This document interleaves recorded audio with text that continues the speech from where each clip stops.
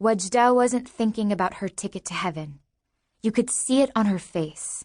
She wasn't even singing about it, really, just moving her mouth to the lyrics, her body swaying in rhythm with the melodic chanting of the other girls in her class.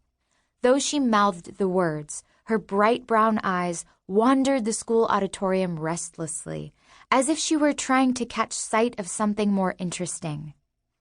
Though Wadjda wore the same dull, beat-up gray uniform as the rest of her class, she stood out somehow amid the sea of girls, with their straight, perfectly styled hair, neatly pressed clothes, and confident posture. The long hair surrounding her face curled softly, making her look untidy, mischievous even. If anyone noticed her there, slouched in the middle of the back row, she'd have been easy to identify as a misfit. "It's time for battle! It's the only choice!" the girl next to her, Salma, sang. Her voice rose with enthusiasm. "The war is boiling!" It seemed like they were always singing about their duty to be virtuous young girls and to fight faraway infidels or anyone who wasn't a Muslim. As a believer, it was the biggest, best thing you could do. It was better than going on Al-Hajj, the holy pilgrimage, better than zakat, giving money to the poor, even better than freeing a slave. It was the surest way to get to heaven's highest state. But that didn't make singing about it any more interesting. Sighing, Wadjda let her eyes keep drifting. One by one, she read the posters scattered across the walls of the empty auditorium. During Dhuhr prayer, the space would be transformed into an all-girls mosque. So each poster was inscribed with lines from the Quran or from the Prophet's well-known sayings about women. The closest one read, "My fellow Muslim sister, be careful from the human wolves. Men, protect your honor from those who will kill you." Wadjda smiled, trying to imagine her friend Abdullah as a wolf. Well, she thought, he's got black hair, kind of like a wolf's, but there's nothing ferocious about him. He's more of a hamster. Laughter welled up inside Wadjda, but she hid her giggles beneath the swelling of the song.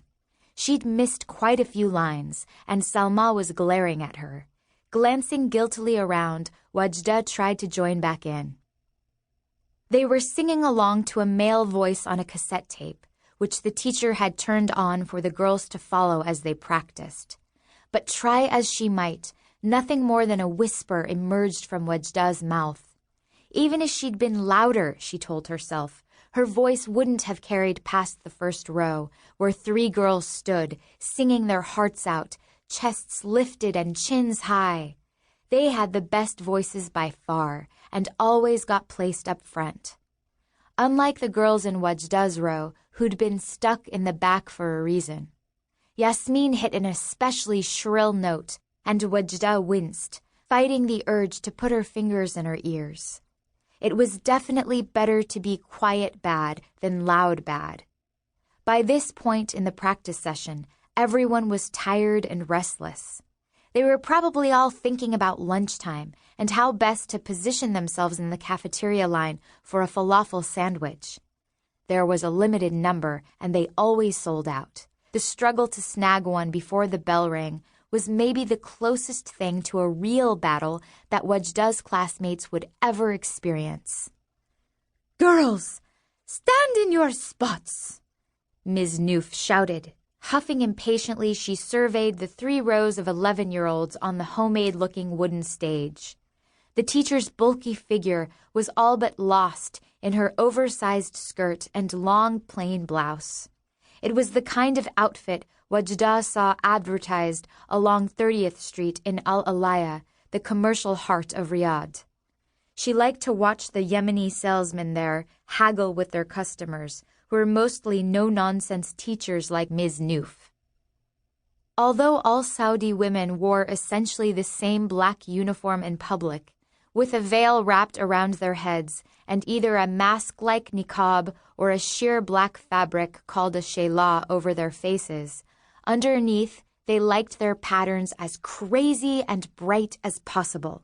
From all the weddings and social gatherings where Wadjda saw her teachers, sometimes Riyadh felt like a small town rather than a sprawling city, she knew Ms. Noof loved animal prints. Wadjda liked to pretend that if the school allowed it, her teacher would be wearing a leopard-spotted blouse with matching heels.